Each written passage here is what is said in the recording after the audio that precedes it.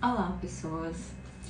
Quem acompanha aqui a gente nos stories deve ter visto que semana passada eu trouxe uma situação meio chata que aconteceu e eu levantei, né, a questionamento assim, de como é que vocês fazem para escolher o profissional que vai acompanhar vocês e se vocês já passaram por alguma situação de ter buscado aquele que parecia ser o melhor, mas não foi. E, nossa, foi muito, assim, interessante as coisas que vocês trouxeram e resolvi então fazer um vídeo, assim, pra compilar a situação. E outra coisa também que me motivou foi porque ontem eu tava conversando com uns colegas psiquiatras e a gente ficou se questionando sobre essa função das redes sociais, em que ponto isso pode impactar negativamente pro paciente. Porque é o seguinte, né, como a gente tá nessa coisa da aparência e da visibilidade, tem pessoas que estão se utilizando disso para vender uma coisa que eles não têm o estudo, né? E isso em todas as áreas, não só medicina. Então, a questão de coach, né, que não tem ali, alguns coaches não têm formação nenhuma e pregam coisas tipo dietas e tal, enfim. E aí, poxa, um psicólogo lá que estudou 5 anos e ainda fez a sua formação em uma linha de psicoterapia acaba sendo desvalorizado. Mesma coisa as residências de médicas. A gente vê pessoas que não têm nem título de especialista e nem residência colocando lá na biografia o nome da área de atuação e vendendo como se fosse um especialista. E claro que tem brechas aí, né, na língua portuguesa.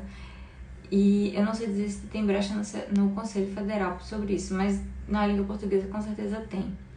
Que é o seguinte, a pessoa, em vez de colocar, por exemplo, psiquiatra, coloca psiquiatria. E nisso, ela não está dizendo diretamente que ela é psiquiatra, mas ela vai estar atendendo como E pro paciente, ele não vai saber diferenciar. E isso também, na parte de dermatologia, isso tem sido muito frequente.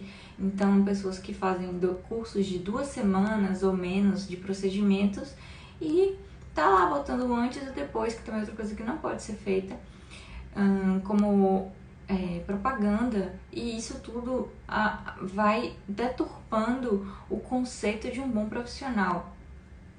Então, tô falando isso aqui para vocês divulgarem e tudo mais. Valoriza a formação do profissional.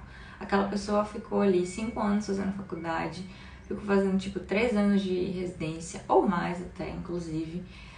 Ou se for de outra área, mas também ela estudou para aquilo, fez a sua pós depois da faculdade.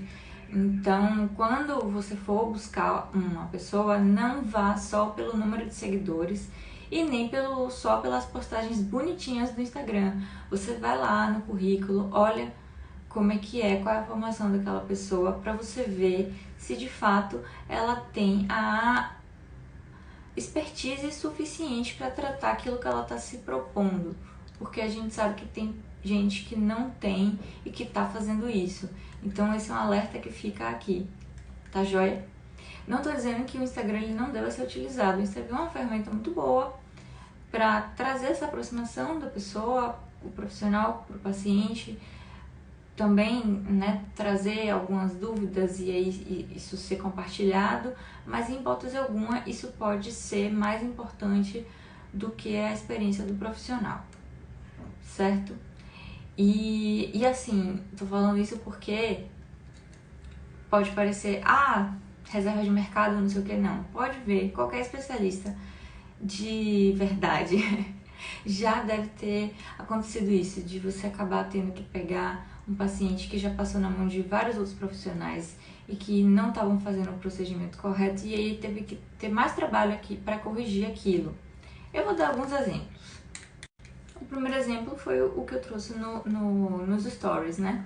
Um paciente bipolar grave que precisava de 3 medicações para estabilizar o humor, mas ela não tinha crítica de doença. Estava sendo acompanhada por um colega super competente. Ela resolveu ir em um que era mais top, entre muitas aspas, e uma pessoa que não tinha formação adequada. e foi falar que, pela experiência dele, tinha pacientes bipolares que ficavam bem sem medicação. Tirou a medicação da pessoa e ela descompensou. E assim, isso nem é o caso mais grave. Teve uma pessoa que trouxe um depoimento aqui que eu fiquei até assustada, que ele falou que chegou a entrar em parada porque ele foi para um serviço que não tinha uma pessoa suficiente para manejar a emergência. Então, assim, risco de vida. Então, assim, é complicado. E às vezes a pessoa que se propõe a isso, ela não tá pensando nessa parte, porque assim, na maioria das vezes, realmente você vai fazer manejos leves, manejos de casos leves, mas a questão toda, e eu acho que é o grande diferencial do especialista, é quando você se deparar com um desafio, com um diagnóstico difícil ou com um manejo mais complicado, você vai saber fazer. E a questão é que quem não tiver essa experiência não vai, então vai ficar fazendo, subtratando o paciente, vai fazer coisas até iatrogênicas mesmo. E muitas vezes a gente sabe que a gente vai estar lidando com um paciente que não vai ter o discernimento, porque ele vai estar ali confiando em você como profissional para aquilo.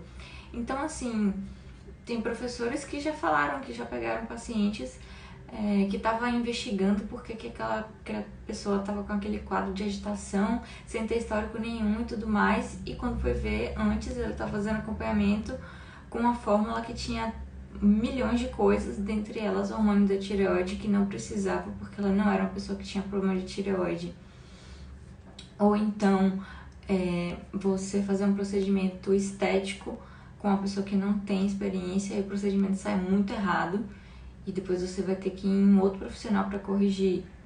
E se você fosse diretamente no profissional correto, que você não ia ter dor de cabeça, né? Porque você já ia ter um bom resultado, e você vai acabar gastando até mais dinheiro também. E nossa, assim, tem, sabe, várias situações. Então, isso vale tanto para você, enquanto paciente, você, né? Porque eu também, quando eu vou escolher o médico, eu sempre olho tudo isso. Eu pergunto referência, eu olho o que as pessoas falam sobre, e geralmente são pessoas já são indicadas porque outras pessoas já conhecem. E claro, na hora do acompanhamento, que eu sinta que a pessoa tá ali me olhando, sabe? Tá ali real e vai saber manejar, passar a segurança, isso é importante. E você, como profissional, se você ainda tá como acadêmico e tá pensando assim, vou fazer residência ou não e tudo mais, pense direitinho, porque apesar da questão da residência, ela ser uma fase difícil da vida e tudo mais, mas ela te dá muita vivência e você vai perceber como é gritante a diferença de uma pessoa que passou por isso de outra que não. E principalmente nessas questões quando os quadros são mais difíceis e mais desafiadores, que você vai saber fazer. Então, é isso, gente. Valorizem a ciência. A gente está passando por esse momento no Brasil, né? Vocês estão vendo aí a questão do CPI da Covid. Como a questão das evidências científicas e de um bom embasamento, eles fazem diferença para tudo, individualmente e nessa questão que a gente está vendo a pandemia coletivamente. Então vamos valorizar, velho, vamos valorizar a galera que tá aí se dedicando, estudando, fazendo seus mestrados, doutorados e se dedicando a isso, independente da área, porque essas pessoas estão querendo fazer o melhor e não se deixe enganar só por feeds bonitos e muitos seguidores, porque a pessoa precisa também e principalmente ter essa boa formação.